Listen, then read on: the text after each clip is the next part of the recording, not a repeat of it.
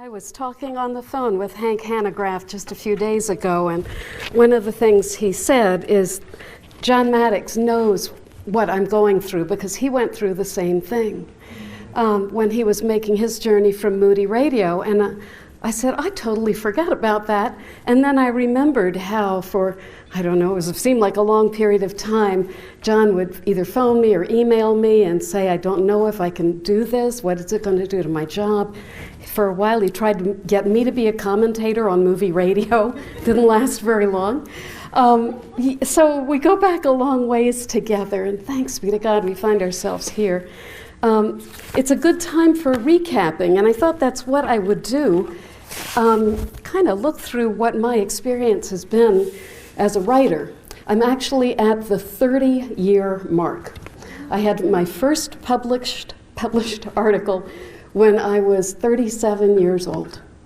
And that was December 1989. And I look back over 30 years and all of these hundreds and hundreds of publications and radio interviews and all kinds of stuff like that. And I was trying to think of what can I share with you that might just be helpful to you, not just to ventilate my own story, but what might be helpful information.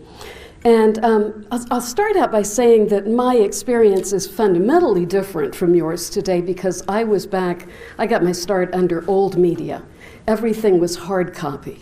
If I was commissioned to write an article, I would get in my car with the printout and I would drive to the office supply store where they had a fax machine. And then they would fax it to the editor, and the editor would retype it. And all the editing would be on the phone. He would call me and say, what about this, what about that? So it was a totally different world in terms of how you go about doing writing. There's no such thing as blogs or podcasts. There was, if you wanted to reach people, if you wanted to speak to the public, you had to go through a gatekeeper. It's what we called them, the editors, the TV show producers, the radio show producers. You couldn't just stand out there and talk. You could get on the corner downtown in Main Street and have your little portable microphone, I suppose. But if you wanted to actually talk to the public, you had to supply something that gatekeeper thought would be valuable to his audience. And you kind of had to persuade them. You had to really pitch yourself. And so it was quite different from today when you're free. Anyone's free to start any blog, any podcast, I guess, on any topic they want. It's wide open now. So I did go through a slightly different process there. I always wanted to be a writer. I think my fascination with words probably began when I was just barely literate, maybe 6 or 7 years old, when I told my parents, I just started calling them mother and father instead of mommy and daddy. And when they said, why are you doing this? Mother, father, what's this? I said, the colors are better. The colors of the letters are nicer in mother and father than they are in mommy and daddy. And so they started calling me daughter, and I said, oh, that's horrible colors. Don't call me daughter. So I had a sense of the beauty of words that penetrated even to the point of seeing colors in each individual letter. Every letter to me has a personality, has a distinctive color. And I didn't know till I was decades older that this is called synesthesia. And some people just have this. You mix up two different senses.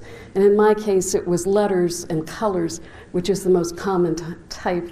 Anybody else in the room have synesthesia? That's right. A couple of you. Yes, and you know what? Synesthetes totally disagree about the colors. Arthur Rimbaud wrote a poem about his synesthesia. It's called The Vowels. And it begins, A is white, B is gray. And I was reading that in my French class and thinking, well, that's stupid. That's just what kind of excuse is that for a poem, just to mix up the colors arbitrarily? Nothing to that. So I found out that synesthetes disagree about all the colors except I and O. And they agree I is black and O is white. Do you agree? I is black, O is white. That's the one thing synesthetes agree on, but it's obvious because you can just look at it and tell. So I went on, a few years later, I started writing poetry. I went through high school, editor of the literary magazine, on into college. In college, I discovered movies, not just like brand new movies, but like the history of movies, watching Citizen Kane and the old movies and just growing to love them. And I decided I still wanted to be a writer, but instead of a poet, to be a movie reviewer. I wanted to be the movie critic for the Village Voice, because I was a thoroughgoing hippie by that point. I totally rejected the Catholic faith I was raised in, rejected almost everything about my childhood, and I was just definitely a Village Voice kind of person. I didn't know how to dislodge Andrew Saris from the job that he had had so long and fulfilled so nobly, but I thought, he's probably old. You know, he's going to die, and then I can take over. So I really wanted to be a writer. I loved writing. But when I graduated college, I had no idea how you start. How do you get in? It was this huge factory that's churning out, you know, pulp and paper every day with lots of words. And there didn't seem to be any door into the factory. So I didn't know how to do it. About simultaneously with that, and here comes another really major anniversary. A week from today will be the 45th anniversary of my conversion to Jesus Christ. And I've told this story so many times, I expect I'm going to look out and see people lip syncing along with me. I was, you know, my husband and I, he was kind of a political atheist, Students for the Democratic Society and that kind of thing. I was a Mother Earth feminist kind of a hippie. And we were both anti-Christian. We thought Christians were stupid. We used every opportunity we had to mock them. But I was more of a seeker. He was like a settled atheist. He wasn't really curious. We both have conversion stories, and I will leave him to tell his own so I don't go down too many rabbit trails. We got married 45 years ago on May 18th, and then went to hitchhike around Europe for the summer. And when I walked in a church in Dublin, I was looking at a statue of Jesus, what the Catholics call the Sacred Heart. And if you don't know the term, you know the image, because he's gesturing toward his heart, which is wrapped with thorns, and flames are springing from the top of the heart. And it's a vision to a Belgian nun in the late 18th century, where Christ appeared to her and said, "Behold the heart that has so loved mankind." So I was just looking at it like I'd look at a statue in an art museum. And then I heard a voice speaking to me. It wasn't something that I heard with my ears. It was interior. It was as if there had always been a radio in my heart, and I didn't know it was there. And in that moment, just looking at this statue, suddenly the radio snapped on.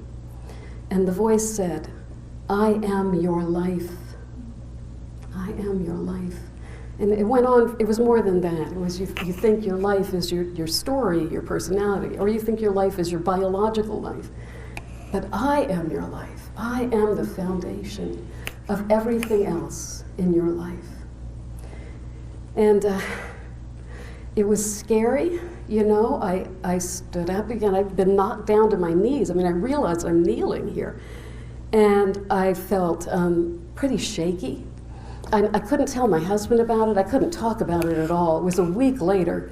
By now we're in the south of Ireland, you know, hitchhiking by the side of the road, and I kind of stammered out, "You remember last week when we were in Dublin?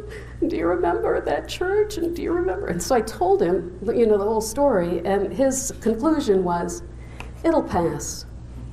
So it's been a long time. He's been a pastor now. You know, it totally took over our whole lives. Reminds me, I found a manila folder not long ago that was marked orthodoxy. You know, it was like, there was a point in my husband's life when he thought he could contain orthodoxy inside this little folder.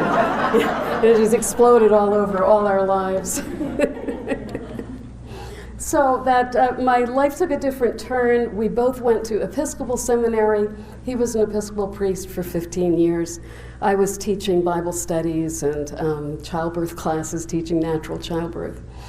And I still thought of myself, even though I was a committed Christian, I think we both still thought of ourselves as hippies, basically. We were cool people. We weren't like ordinary Christians. We were like really cool.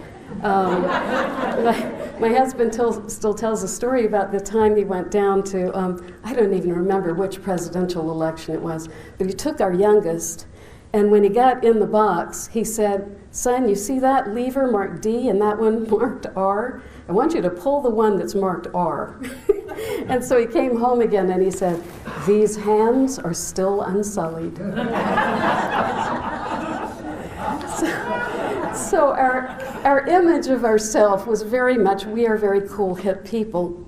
And what kind of upset my apple cart a little bit was I don't want to get into this whole painful issue, but we had always been pro-choice, and I read an article that described an abortion and that really turned me around and made me think, you know, this is actually violence. I can't have this if I'm vegetarian and anti-death penalty and all of this. So, but I didn't want to associate with those pro-lifers because they were so tacky. And just, you know, they were just unfashionable and they were not cool, and I couldn't, you know, I didn't want to sign up for any newsletter or anything like that.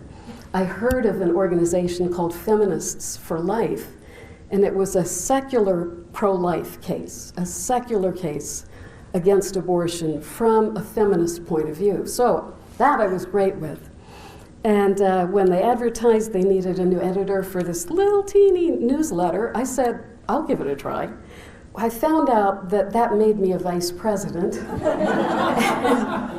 And what's more, it was the first time they'd ever had a member of the board of the organization that lived near a major media center. So when the Webster decision came down in July of 1989, the president of the organization phoned me from Kansas City and said, go down to the Supreme Court and try to get on TV. And I was like, what? No. I was horrified at that idea. I'd never talk in front of a group of people even. I just was not ready for anything like that. But she was very insistent. So I did. I went down there. I met some people that were leaders of pro-life organizations. I began to form some friendships with them. And that might all sound irrelevant. The point I'm trying to get to is that my career as a writer and as a speaker took off almost overnight because of that one thing. Because I said, yes, I'll edit the newsletter. And then all of a sudden it was like Feminists for Life was discovered. And the people in general were so bored with the abortion issue by 1989. It seemed like everything that had been said, everything could be said, had been said. And here was this brand new idea of feminists against abortion. And I was just on TV all the time. I was on radio all the time. I had editors phoning me saying, would you write something for us? I was swamped by attention. And I think it was just because this was you know, man bites dog. This was a brand new angle. And there hadn't been anything new said on this issue for so very long. So that is in some ways the key to my success, is that all of a sudden I'm on you know, C-SPAN and CNN and Primetime Live, and then I get home from that and it's an editor with the Philadelphia Inquirer saying, well, I need you to write me an article about this. And I write the article, and then an editor at another place says, I saw your article in the Inquirer, I need you to write me another article like this. One thing led to another, and before I knew it, I was writing, I think, at this point it comes to 700 published articles. It was just boom, it was all over the place all at once. I've got here, I'm going to pull behind me, a couple of years ago, so this isn't up to date, but this is the total of everything that I've ever done. All the books, 10 books, the speaking events, 578 speaking events so far, 768 published essays, media interviews, again, it's another 713 media interviews, just all over the place, and it was just exhausting.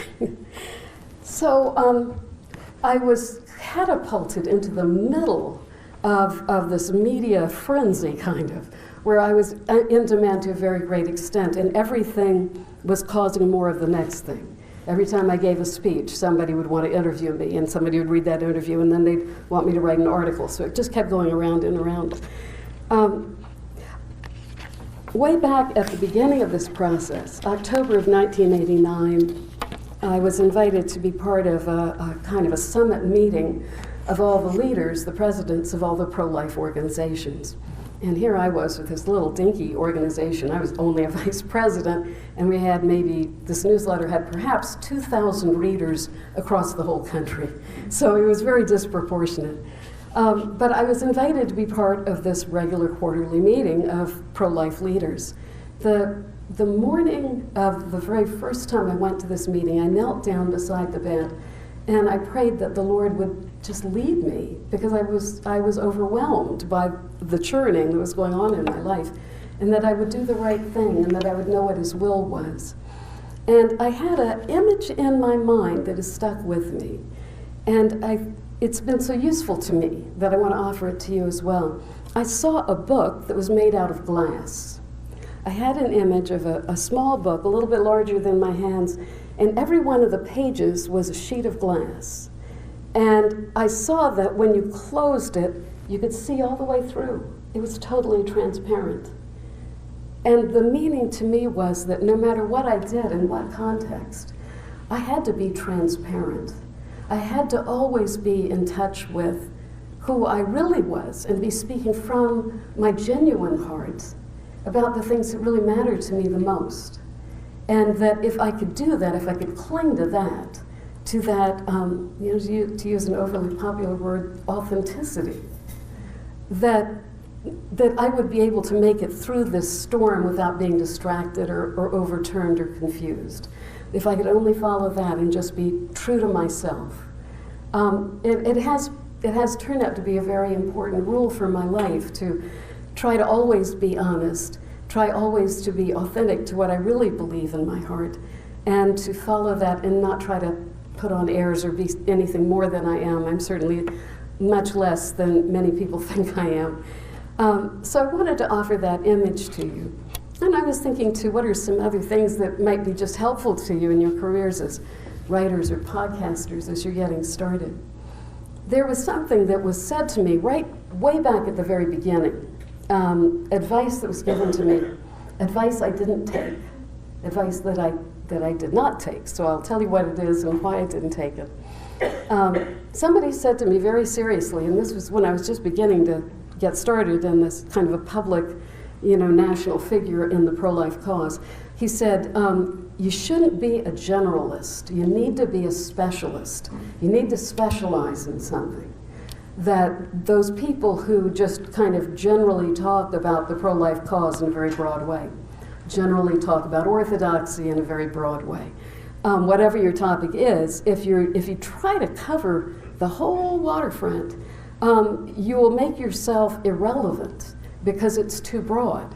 He said the people who continue to be called on as time goes by are those who stake out a little space for themselves that is their specific area of knowledge, the one thing they know about very well, and they know it deeply. And they go into it deeply, so they're prepared to represent on that particular thing. I think that can be very good advice. And as you sit here and you think about what you're hoping to do as a podcaster or a writer, it's kind of arguable in a way, because it's like, well, what is narrow, what is broad? If it's infinite, then maybe something that would look general to someone else might look very specialized to you. But think about it and pray about it, obviously. What is the garden plot that the Lord is calling you to till and to nurture for His sake and for His kingdom? Where are the borders? Where is something that is a little bit intriguing to you, but it's just a little bit too far off the mark for you to spend the effort or the energy to get up to speed on it? Think about where your core is. Where's the center that really drives you? And think about how far out it goes, how far out the boundaries go from there. I titled this talk, Can You Be All Things to All People and Still Be Yourself? And I think that is one of the challenges, is figuring out where your borders are, how much to specialize and how much to generalize. As John was saying as he was going through the list there, I've been so blessed to be a consultant at Veggie Tales and also write columns for Christianity Today and all kinds of things for Ancient Faith and for NPR and all over the place. I have not had to corral myself. And when the editor of Religion News, the Religion News Service, hired me and told me she wanted me to do a bi-weekly column, I said, well, what's my beat? What do you want me to write about? And she said, write about anything that interests you. So there's a wonderful invitation. I was free to write about anything that I thought was interesting. So that's the second point I would want to make to you is focus on things that are interesting to you. If you feel obligated to talk about things that really don't have much spark for you anymore, then people are going to sense that. They will sense a certain degree of numbness or artificiality. So be alert to noticing where your interest is. What makes you feel more lively? What makes you feel more intrigued? What do you want to follow up on? And write and talk about those things that are really deeply of interest to you. Here's another piece of advice I didn't take. Someone was writing up a list for authors, and one of the points he made was, a book is a tomato. A book is a tomato. And that means if you wrote a book last year, it's gone stale by now. You have to rewrite the same book with different words. Because buyers are going to look at it and say, oh, this came out in 2018, that's no good. So it's like you don't really have to have anything new to say. Just stir up the salad a little bit and put it out there again. A book is a tomato, you just keep putting out the same material. And I think sometimes we can see that in someone out there, someone on the public stage, that they're no longer really inspired by what they're saying, but they know what the punchlines are, and so they keep going through it. And they might just mix it up a little bit, but basically they have one message, and they just keep giving that same message over and over again. So I disagree with that. I think maybe your model could be your favorite teacher. When people talk about my favorite teacher in high school was this one or that one, the teacher that I loved and admired the most in high school was the one who was strictest with me and who was really exasperated by my pretensions at being a hippie when I was 15 and 16. She had no enthusiasm for that at all. She was very tough. She made us memorize Shakespeare and stand up and recite it. And I loved her so much. It's still inspiring to me to think back to Miss Betsy Keith, whom I was able to connect with again at the very end of her life, still living on the farm in Virginia where she was born. I always remember she said, my dad was bought and sold horses, and it was a very hard time for us economically because they had invented the automobile. It's a whole different world. So I love Miss Keith. The thing that made your favorite teacher was probably that she was fascinated with the material. She never got tired. He never got tired with exploring it and discovering new things. Curiosity is what I'm talking about. So nurture your curiosity and follow it. If something sparks an idea, follow that through and keep that curiosity alive, because that's what people want to eavesdrop on. An ideal blog or column or a podcast, it will give people the feeling they're eavesdropping on you when you're just being a natural person, where you're just talking to someone you're interested in or talking about something that interests you. The thing that makes it magnetic to them is your own curiosity and your own quality of being intrigued by the material. So keep following, keep it fresh, and keep following what's interesting to you. I always remember, I tend to be a very curious person. One time I was sitting with my daughter in the passenger seat. I was driving, we were stopped at a red light. We were facing right in front of us, it was like a T-junction, a wall of row houses in Baltimore from 1890, 1880, something like that. What I'd love to look at was how different people through the 100 years had cared for the house differently. Some had tried to modernize the look of it. Some had carefully maintained all the wood carvings. All that wood carving was long gone. It was replaced with aluminum siding or something. Every house had its own personality that showed the fingerprints of the owners through the years. And the day they were built, the day they were sold, they must have all looked exactly alike. And so I was looking at this, and I was saying, just look at how different that, look at the story this tells. And my daughter Megan said, that is exactly like you. That I would be noticing things like that. So I recommend it to you to notice things. Some ways to support this, your need to keep on having new ideas and new interesting things to talk about. I don't know if they still do, but when I was starting out, journalists called this the tickler file. This is what tickles your imagination, your tickler file. I've got here, I taped on an email from a friend saying, if you want to write for First Things, here's the editor you're going to need. At American Conservative, here's the editor, telling me the email addresses so I can pitch an idea if I ever want to. And inside this, there are just pieces of paper I've stuck in here over the years, really, that I can look at and say, well, I never did do anything with that. That's kind of interesting. Or I made this list here of, potential ideas for short pieces that would relate to orthodoxy.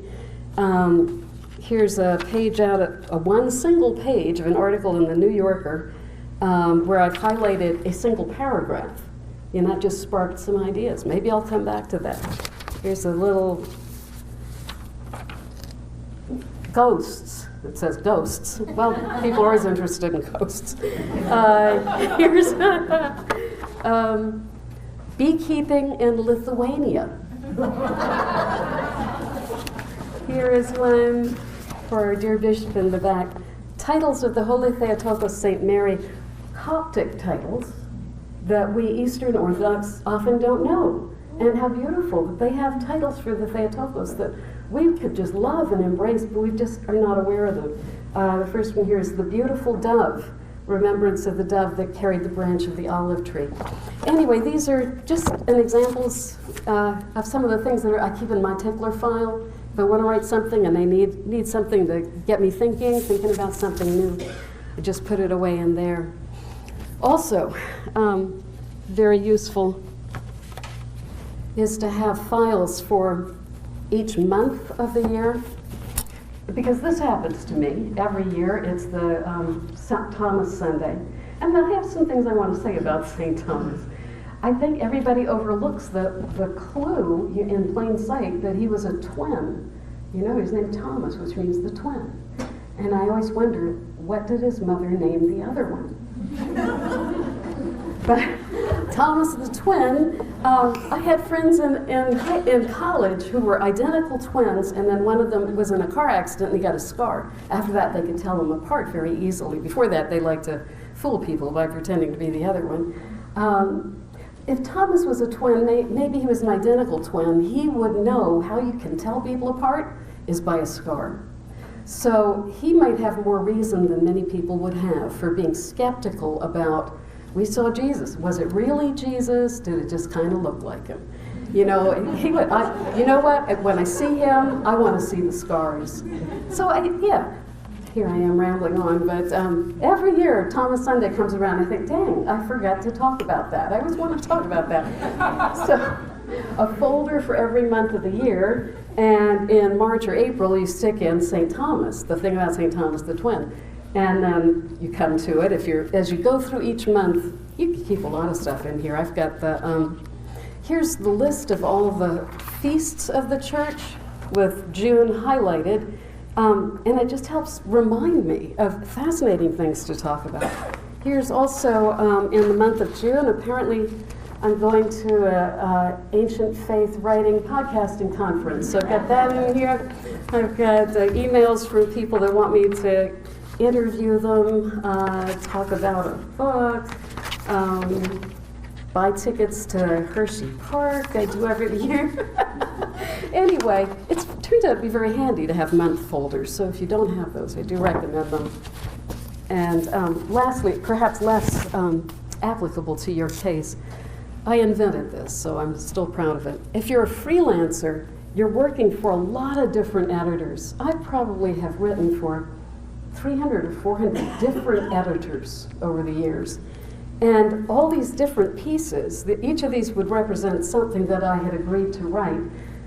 They're all moving at different speeds. Some are longer, some are shorter. this helped me keep track of it with 4 columns, things that are not written yet, where I just put, it's due this date, it'll need this word count, this is the name of the publication, and if they were paying me, I'd put that down in the corner. Not yet written yet, this is not yet accepted. I've turned it in, but I haven't heard back from the editor yet. Being edited, so it's in the editing process. And then last of all, I'm awaiting publication, still waiting for it to come out, but all my work on it is finished. So I recommend that if you're, anyone here is a freelancer and juggling a lot of editors like I used to do. The last thing I wanted to, I don't want to go on too long. Something that became very evident to me early on as I did a lot of working with pro-lifers is there are 2 kinds of people. They're proclaimers and persuaders. And it would be in any cause, anything people feel strongly about, or just in general, I think. My goal always was, and perhaps because I had previously been pro-choice, was to talk to pro-choice people. And I would listen to what their arguments were, and even if they were speaking to me in an angry or mocking way, I would try to repeat their argument in a respectful way, and then try to respond to it. I always wanted dialogue and conversation, and it wasn't just because I'm a nice person, it was because I wanted to persuade them.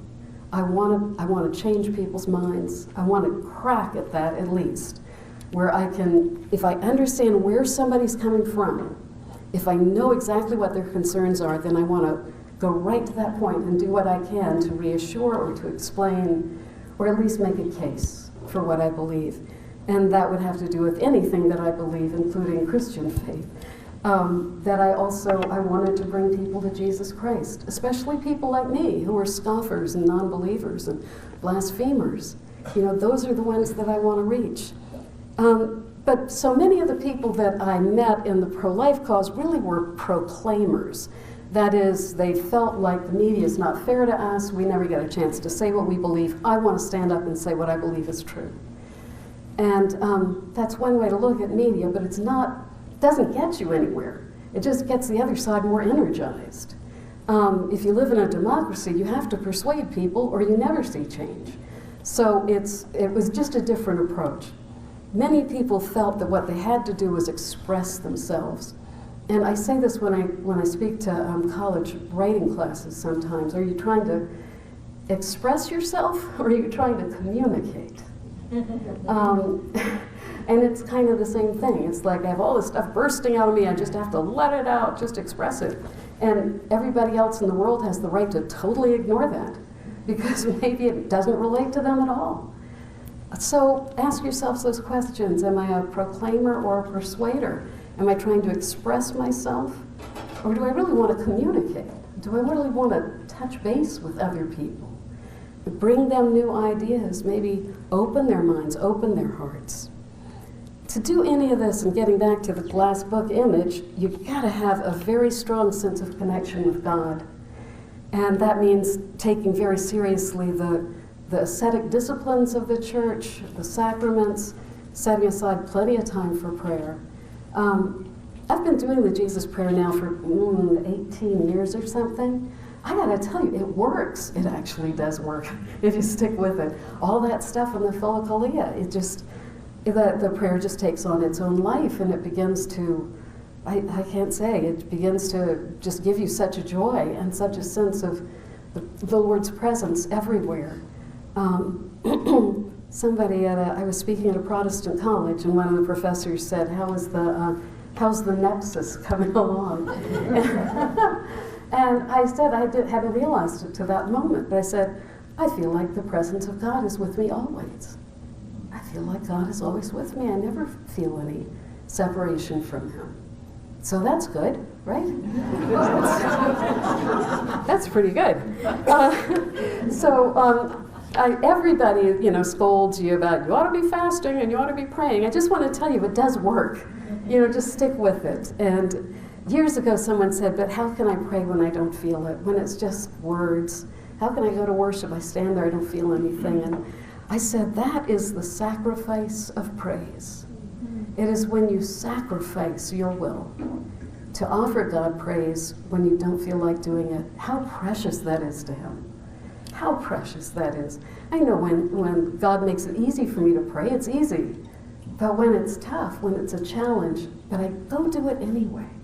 I just have to believe how much joy that gives to the Lord, just as it would give to a parent when a child does something nice for you, even though it doesn't want to.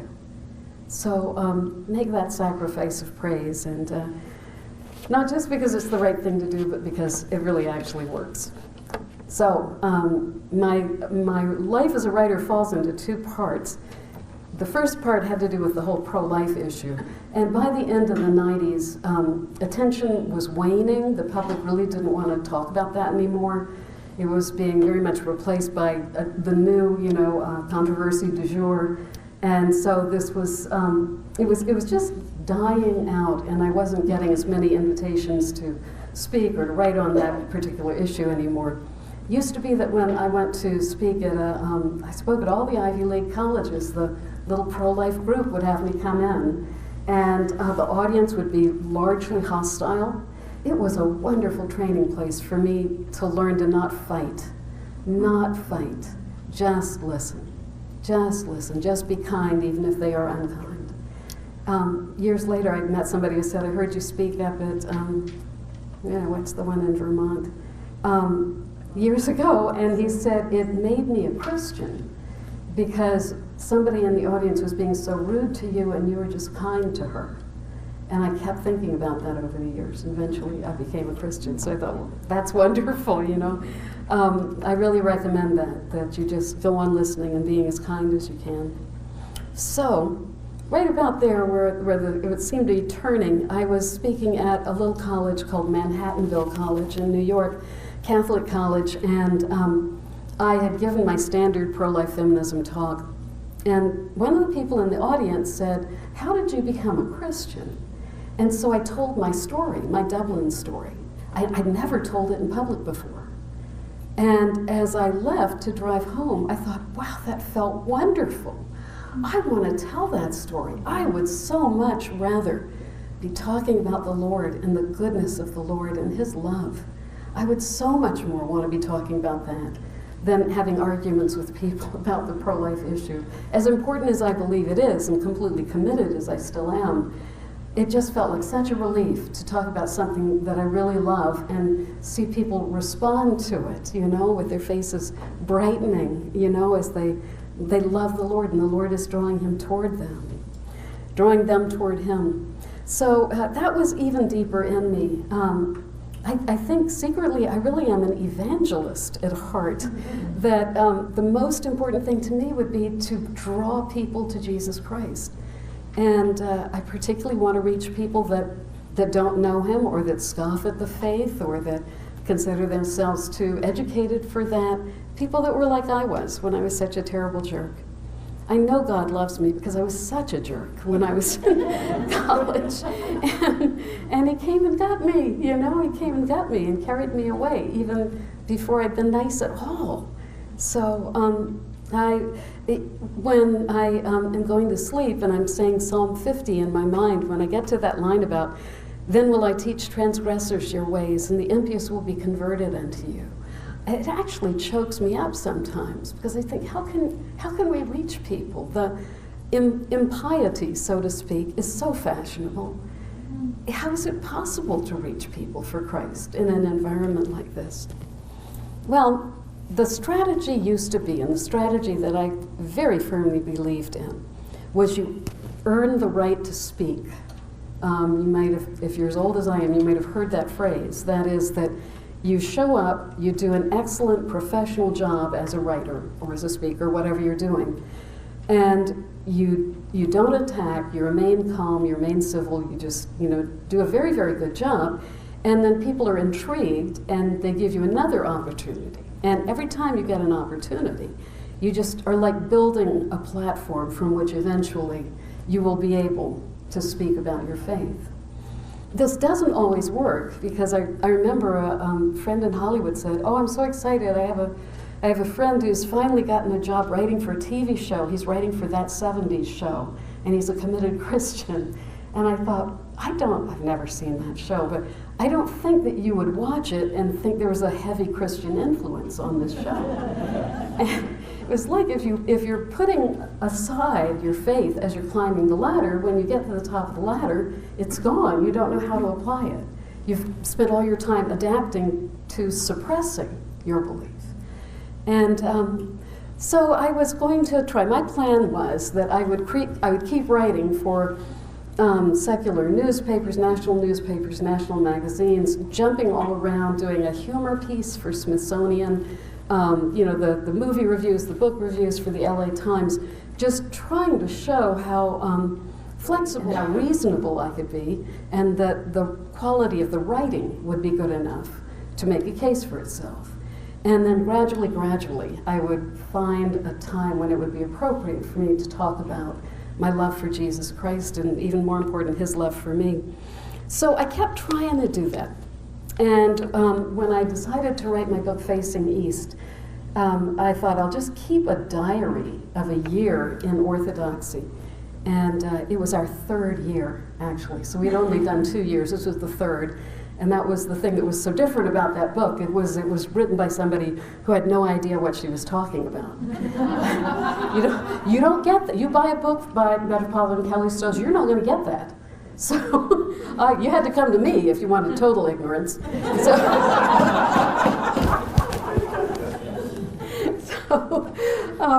It was, I meant it to be humorous, but I also meant that I was hoping that people would read it who weren't Christians, and that the good humor and the easiness of it would draw them to Christ. That was my goal. I thought, I think I can do this. And I was able to get a contract with HarperCollins.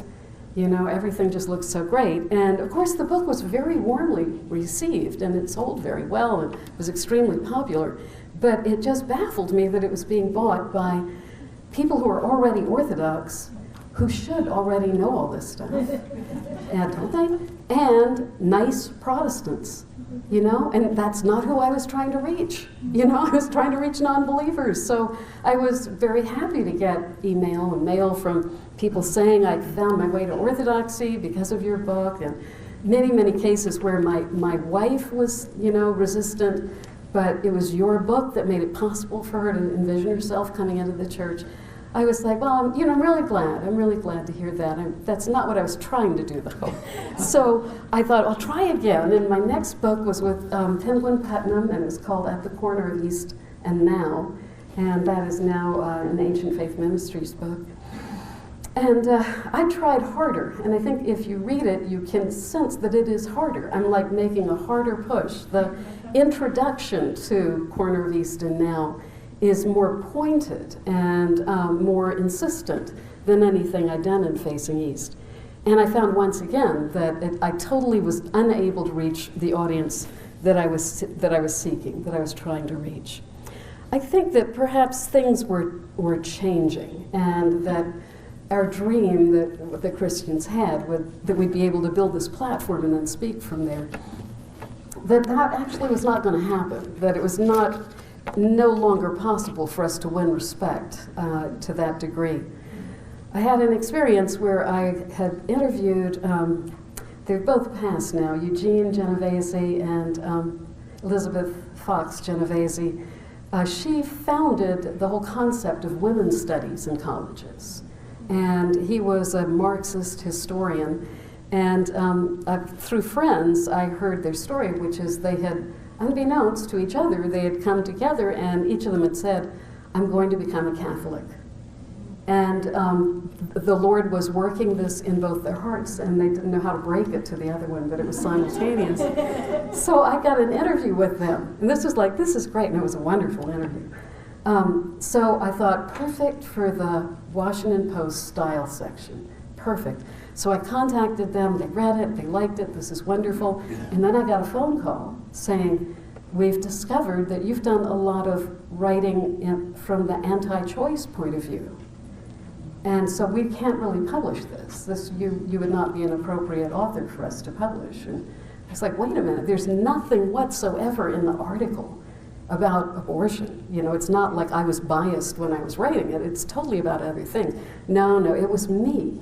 It was like I was tainted personally. And I had a pro-life paper trail that nobody could deny. And it was like a blow to me that I realized, well, this is why I'm not able to break through.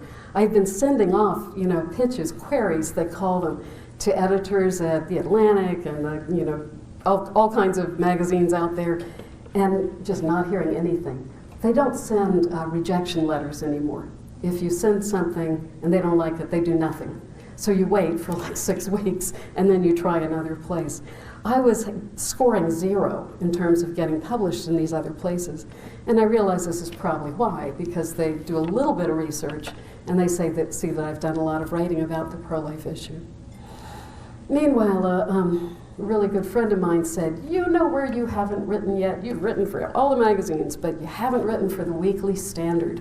I know you should meet with this editor at the Weekly Standard and write for the back of the book, which is what they call the end of the magazine, where all the book and movie reviews are, and arts and so forth. And so I went to lunch with this very nice lady, and driving home I thought, I don't want to write for the Weekly Standard. I don't want to write for Christian magazines. There are plenty of Christians, plenty of good Christian writers out there, plenty of good conservative writers. They don't need me. And I can remember standing at a conference in Chicago with Jim Kushner, and saying to Jim, who's such a dear person, and he had edited me so many times for Touchstone. I remember saying to him, I don't understand why I feel this way, but I don't want to write. I want to not write. I want to not write. And for a couple of years, I would continue to get, have editors contact me and say, would you write about this? Would you write about that? I just kept saying, no. No, I don't want to write for Christian magazines. I don't want to write for conservative magazines. There are plenty of people that can do that. That's not what I was trying to do. I was trying to bring people to faith, and I failed at that. And this was the cause of many arguments between me and my husband, because I would sometimes get bitter about it and say, the thing I most wanted to do, that everything else was building to me being able to talk about my love for Jesus Christ. And I wasn't able to do that. I feel brokenhearted. I failed at the thing I was trying to do. And my husband said, you can't say that, you can't say that. Look at all the people who came to Orthodoxy. Look at this, look at that. And I would say, I really do appreciate that, and I'm really glad that happened, but that isn't what I was trying to do. It isn't what my heart was yearning to do. So those are the beginning. The first part of my life as a writer was all that, boom, throw you in the deep end, the abortion issue, and then, boom, the second is I'm just writing all over the place about all kinds of things, trying to get to the place where I've built a platform that I can talk about Jesus Christ. And then realizing about 10 years ago that I was not going to be able to do that. And the desire to write just kind of went out of me. So a third thing, and really it's only in the last week or so that I've been realizing maybe I've got some new idea going on. A few years ago I had an idea for a book. And I didn't start on it, actually it was about 10 years ago when I was praying late one night. I felt like this image came into my mind of a book that I ought to write.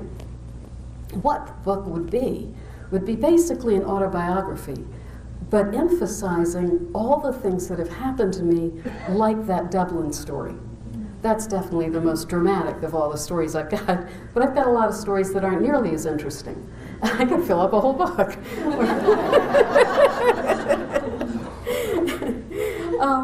And I thought, I could just string them together. I just tell my life story, but I've got diaries and calendars and journals. I've just always been a record your life. I've got scrapbooks going back to my first date with my husband. I've got everything. And I can read through and remember all the times that I thought a miracle happened, or I prayed and someone was healed, or all those things that have happened over the years. And I thought, this is just such a nutty idea. Who writes a book like that? It's just embarrassing. These are things you keep private. You don't tell people about them. Maybe you tell your friend, but you wouldn't talk about this publicly. But I felt like in that prayer time at night that the Lord was showing me, see this book, see what this book is composed of. This is the book you should write. And what's more, he said, write it to me. Write it to me. And I thought, well, that's the craziest part of it all, because what is this? It's me, Margaret, dear God. And what about, I mean, how smarmy is that going to be?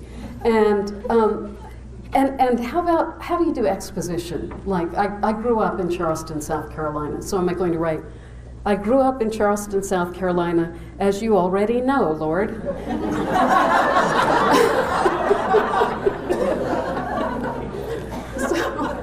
So it seemed like such a nutty idea for a book. I just didn't do anything with it.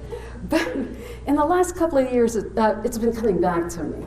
And I actually started writing it, and I've made some progress on it. And I find that when I tell people that this is the book I want to write, and I even want to, like, every story would be numbered and would have a title, and it would be boldface. So somebody flipping through the book in a bookstore, they would be like, oh, they get pulled in, and then they flip to the next one. That's fine with me. When I tell my friends, this is this book I feel kind of called to write, they look embarrassed for me. Nobody is enthusiastic about this book. But I'm gradually becoming more persuaded it is something I'm supposed to do. And I think it's part of that we should all be telling more of our stories. I think that we should get better at telling. You look at the fascination with the supernatural among the nuns, right? Among the none of the aboves. You look at the fascination with ghost tours and things like that. People are so hungry to know that there really is another dimension to life, that there is a supernatural reality out there. And maybe we can just start telling our stories. You don't have to get on TV to do that. You can do it privately. It doesn't have to be, it was like all those years we Christians were picturing it had to be public, You had to deliver your message in a very public way. Can we be humble enough just to give it in a private way? Just to say to a friend who's not a Christian, I was at a conference and the speaker said, we should try to tell stories of things that happened to us to somebody who doesn't really believe. Would it be okay if I tell you this weird story that happened to me? They're going to say yes, right?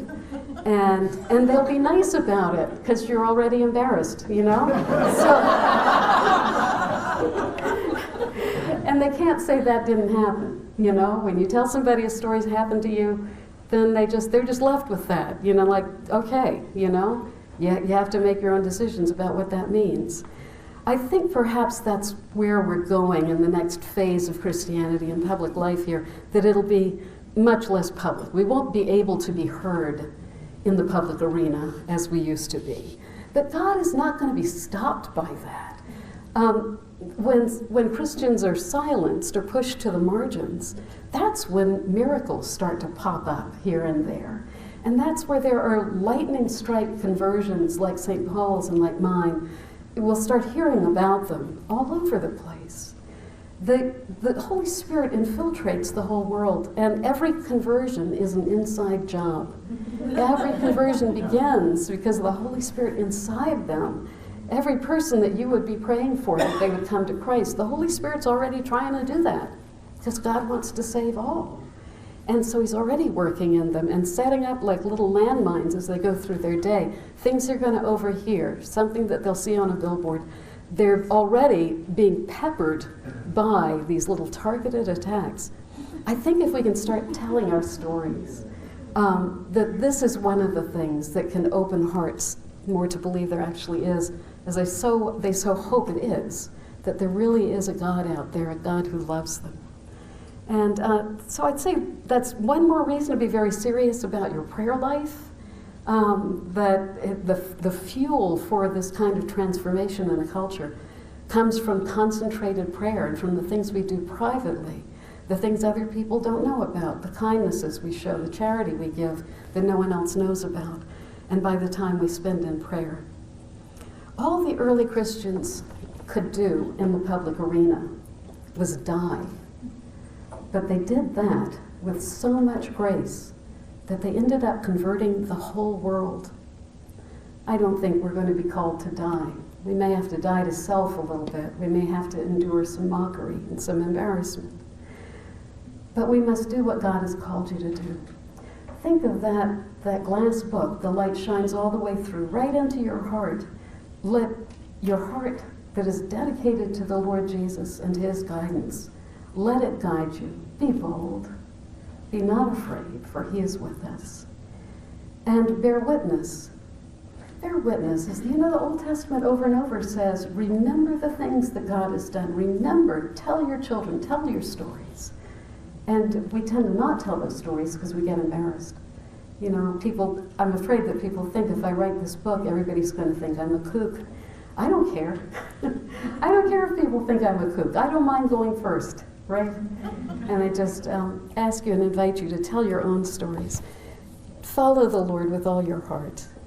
And together with all the saints, we will be able to do our part, as small as it may appear to be, to continue to bring the world as a beautiful offering to our Lord and our God. Amen. Thank you, dear Lord Jesus.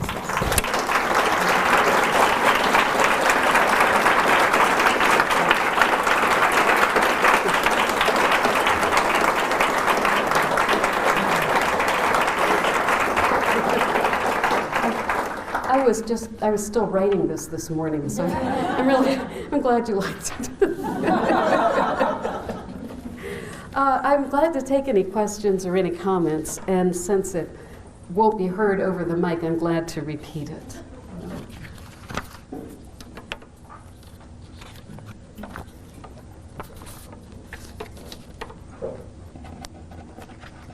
Anybody? Here's my friend Garth from the parish my husband founded, Holy Cross, right outside of Baltimore, and my husband just retired in August. We moved to Tennessee, but I remember Garth many times going around the circle for forgiveness vespers and exchanging the joy of forgiveness with you. This is sort of it's a historical question. You had mentioned the circumstance in which you had sent an article to the Washington Post, and even though they liked the article, they rejected it specifically for certain political reasons. Yeah. What date was that? Yeah. This was actually pretty early. It was 1995. I just looked it up, and I didn't realize it was that long ago. I thought it was more like the end of the 90s, early aughts. I forgot to repeat the question. He was asking what the date was of the attempt I had to pitch this article about the Genoveses to the Washington Post style section. And they did say you could try again at the religion section, and I did, and they said the same thing. So I felt like I had a great big, red letter A. I was exiled. I was not to be allowed to speak. And I'd been published in the Post before. Yes, go ahead. Do you have any strategies for, managing the vulnerability that comes with writing in general, but specifically, writing more in first person, particularly on difficult topics? My first book was published last year, and one thing that really, I was writing my book, and it was great. It was a great process writing, and then it's out, and I had never experienced that, and people, they know me now in a way that I sort of forgot half the things I wrote in my book, and people come up, and now they know these anecdotes, and I'm like, how do you know that about me? But it's very vulnerable, and I guess that was something that I found very surprising as a first-time author, and something that I'm, just trying to figure out moving forward. Yeah. That is a good question, is when you write about personal things, when you write in the first person, once it's published, it's out there, and total strangers know these things about you. And how do you manage that? I've never worried about it. That hasn't been a problem for me. I've always felt, before I wrote something, I felt confident that I was ready for this to be public knowledge. That nothing ever went out through my computer that I wasn't comfortable having published. In the early years when I still had kids at home, a lot of times I would quote the kids, and I would always check with them, facing east. This was the people who were actually members of our church, so they all read the manuscript and told me it was okay to write about them, what I said was all right. So I think that's part of it, is that in the writing process, for me it has to do with that sense of authenticity. That what I'm saying, this is true, and it's a truth that goes all the way through me, and I feel ready to put that out there. I think that when it might be difficult would be if you overstep. The writing process itself is so private, because it's just you and your keyboard, and there's not even an editor standing over you. It's possible to go beyond your own comfort level while you're writing, forgetting that one day it'll be totally public, and there may be people who don't take it as seriously as you do. So to guard your heart to that extent, to know that you're not throwing pearls before swine, that you are offering what you feel comfortable offering. I have found that I've had so many people say to me, I feel like I know you, and that's okay with me. I guess they do, because I do a lot of sharing in my books and in my stories.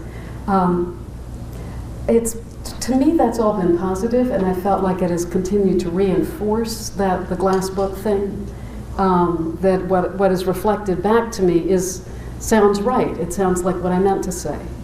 So it's a confirmation of sorts. Probably it's necessary to be sure that what you're saying is something that you don't mind saying in public, though. As you know, you can't call it back, and you can feel curiously naked once it's published. And you think total strangers are reading this about you now.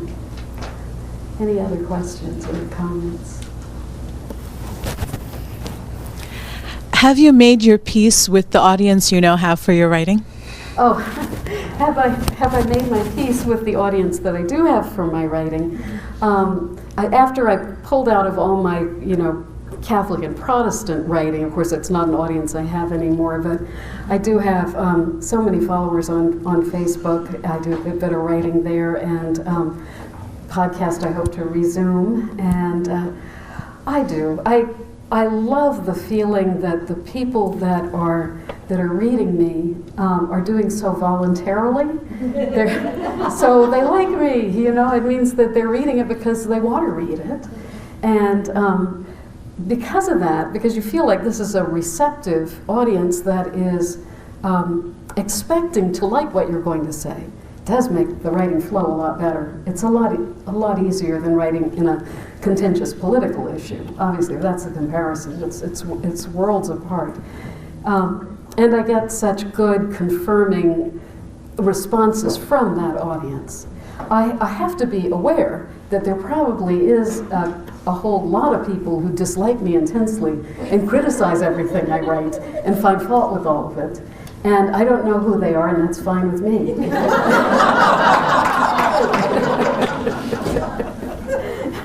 I noticed this back in the hard copy days that when I would go give a speech on a college campus, I would get letters from people in the audience, but they were always positive. And I thought, well, now, why is this? Why is it everybody loved me? I know it was a lot of people didn't like me that evening, but everybody who writes me is just so positive about it. And then sometimes I'd get some newspaper clippings, and I'd see their furious letters about it in the newspaper. And I realized if you like what the speaker says, you want to make a personal connection. You want to reach out to them individually. If you dislike what they say, you want to guard the property. That person should not be allowed to speak here, so you go to the newspaper, you complain to the board of the college or something.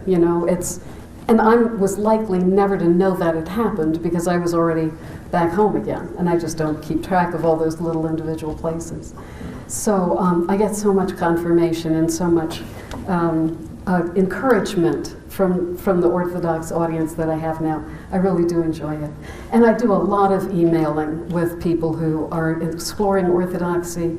And I think maybe this is because I feel like I know you thing, that I do a lot of just Dear Abby kind of emailing. People write me about all kinds of problems in their lives, and we'll just back and forth for a while. So I enjoy that very much. Yes. So I'm a fairly new blogger and cartoonist, sort of from an Orthodox perspective, and the question I have, kind of speaking for my spouse and ourselves, is how do you deal with unkindness or disagreement? You talked about this from the outsider community, outside the Orthodox world, but what happens when somebody disagrees or you have a dispute about something within the church community?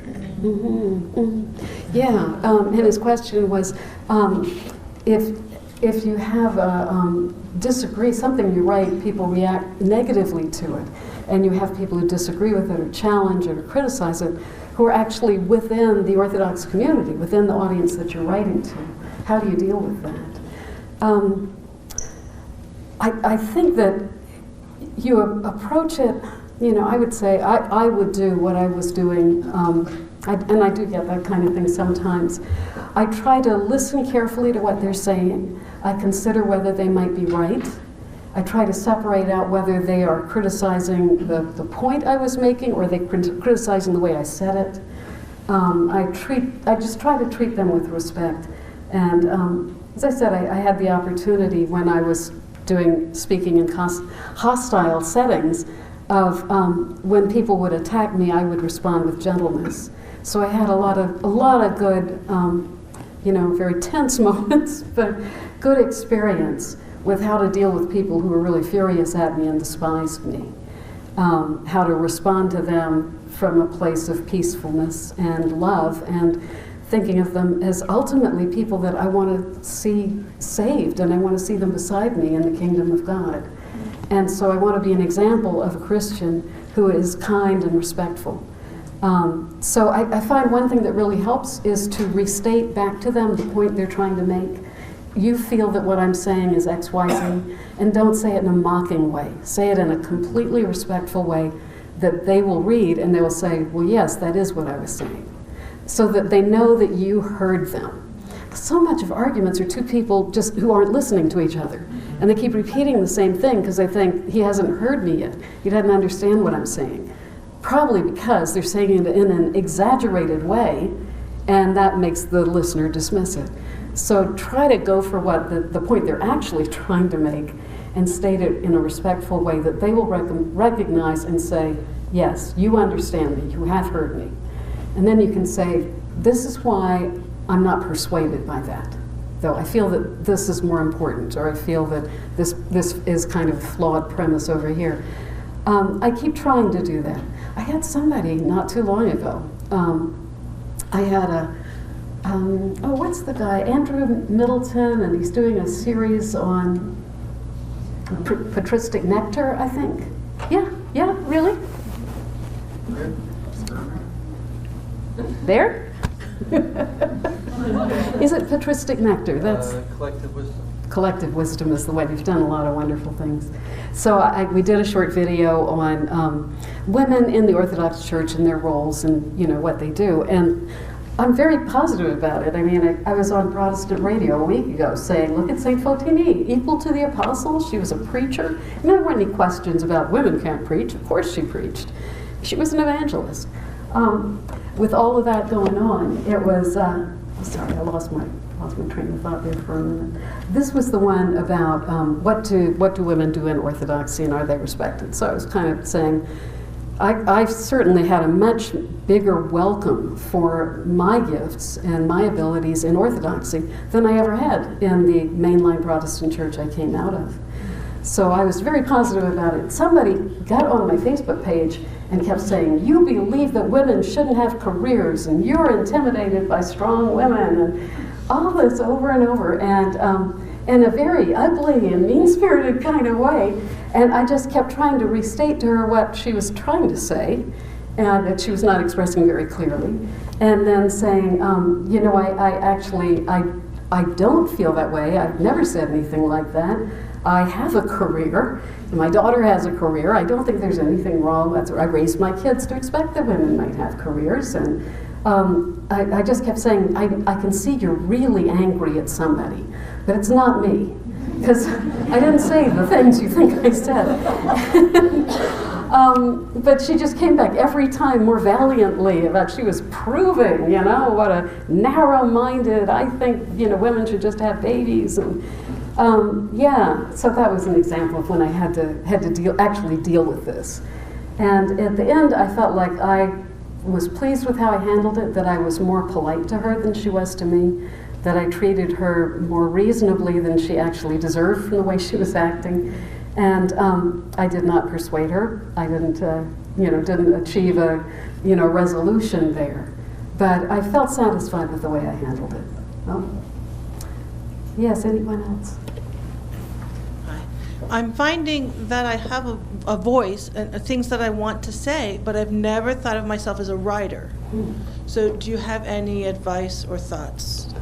I'm finding that there are things I want to say, that I have a voice, but I've never thought of myself as a writer. So are you saying you think of yourself primarily as someone working just in the oral medium, that you're like a podcaster? I want to write, but I'm not, I would never, coming here has been quite enlightening, because I'm like, am I really a writer?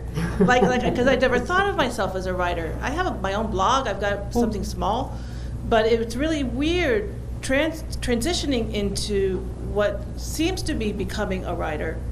But when I use that to define myself, it seems foreign. But you've probably always been a writer, so this isn't something that you're. The term or the label "I'm a writer" is something that I applied to myself, even from childhood, knowing that was what I wanted to do. But it's new to you. You have a blog. You have things you want to say, but putting on the label "writer" seems a little awkward or new, just new and kind of surprising.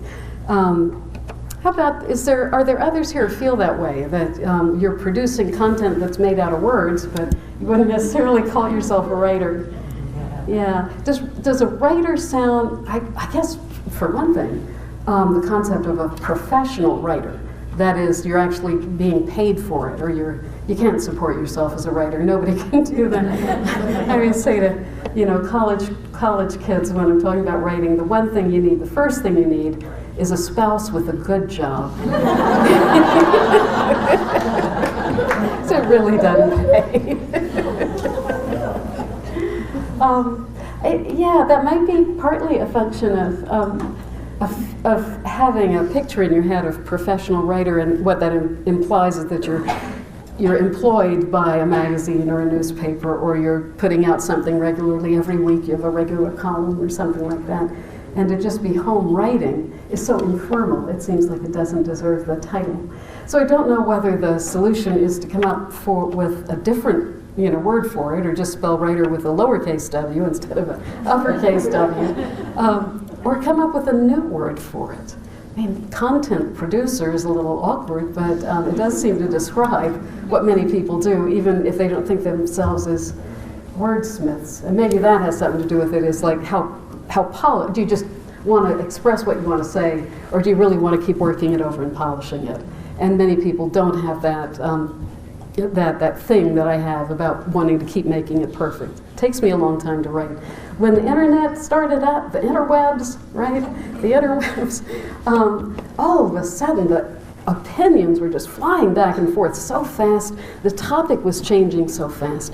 I got bored with my own opinions. I didn't want to have to be crafting opinions and polishing a piece, 500-word piece to address exactly the situation. And then the next day it's totally forgotten. So that was another reason I kind of pulled back and stopped doing that kind of writing.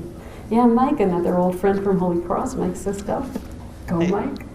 So are there any problems unique to the podcasting and the radio side that you didn't encounter on the writing side of things?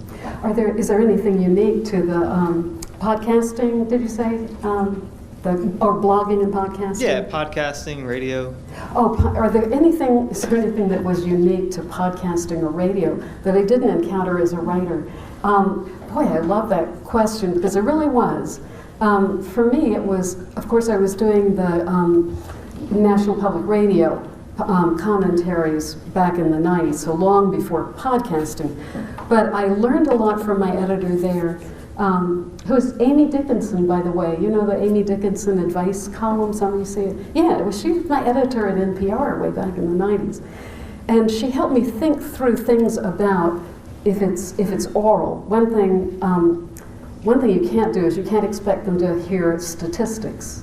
You know, they're driving, they're in traffic, and you're saying 56% said this, but 92% said that. They're just not going to take that in at all. In fact, numbers, you know, you've got to boil it down. If you want to do numbers, just pick a couple of really important numbers and don't give them too much.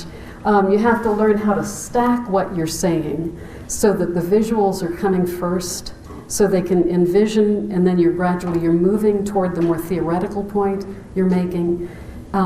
It's many of the things that you learn if you're telling children's stories, because the children don't know where it's going at all with these three pigs. They don't know what's happening. So, no, you kind of have to think it through as you're telling, you know, and give them the information so they can be building the pictures in their mind.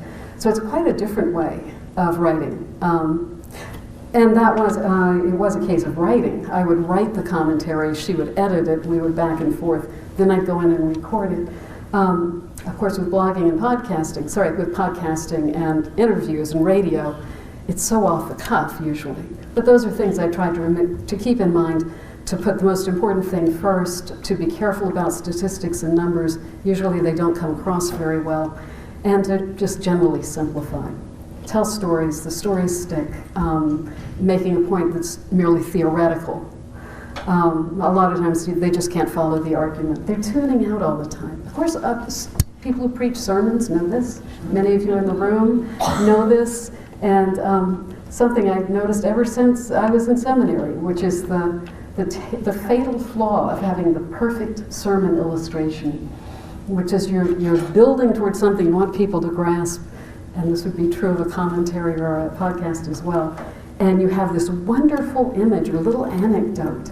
And when you tell it, everybody in the audience, their minds go, wow, and they go off, you know, like following a unicorn. They go, oh, look at that. And you lose them for the next 2-3 minutes. They're not going to hear anything you say immediately after this wonderful anecdote, or this beautiful quote, or this wonderful image that you give them. So, yeah, it's a totally different way of getting things across, to be doing it orally instead of doing it by the written word, and it has its own rules, its own practical rules. Yeah, anybody else? I know we're getting late. Please feel free to get up and go to the bathroom if you need to. You won't hurt my feelings. Yes, one more. Thank you. I just wanted to say that I read Facing East probably 18 years ago. Oh yeah, it's been out about 25 years. You read it 18 years ago. And I just found it fascinating that you said you were kind of frustrated because it's not the audience that you want, that you were aiming for. Yeah. But it made me think of a mother and how sometimes we're like, oh, I really want to be working directly on a project, and then these kids are in the way, and I'm told to stick with these kids, right? So it just made me think that, like, that book was the last straw for our conversion in my family. We went to seminary, my husband became a priest. There was a lot that happened because of that book. And I guess it just made me think that, like, well, there are direct ways to get to your audience, and then there are indirect ways to get to your audience. That's true. That's a good way to look at it. I think it's like those kids you have, you know, that are in the way of the direct thing you want to do. Like, they're not in the way, actually. They're going to get there. And so I want to just say, I think your book did get to the audience that you were feeling frustrated about. It got there. It just got there through these other people. Second stage. Yeah, and it took a long time, maybe longer than you hoped, and it was different than you envisioned, but it happened. You know. That's very encouraging. Yes, thank you. Her point was, maybe I felt disappointed with the response I got to Facing East, although it was an enthusiastic response. It wasn't the audience I was trying to reach. And she said it's kind of like a mom who's trying to get something done, but the kids keep getting in the way. But nevertheless, maybe the really important work is what's getting done, giving the example of herself and her husband reading the book and helping them come to the Orthodox Church, and now he's a priest. So he goes on reaching more and more people. So that is a good way to look at it, that you know, we're not, no man is an island, and we all reach some, and then they reach others, and the networks and the ripples go out further and further. I'm proud to say that my youngest son, Stephen, is now Father Steve, pastor of an Orthodox church in Tennessee. And my oldest grandchild will be heading off to Jordanville Seminary in September. My other son, David, is now a subdeacon as of a couple of weeks ago. It's like that. It's like there is only so much my husband and I could accomplish in our lives. But we see the next generation going on and accomplishing more, and it would be very narrow-minded and ungrateful not to see that, not to be grateful for that. So thank you.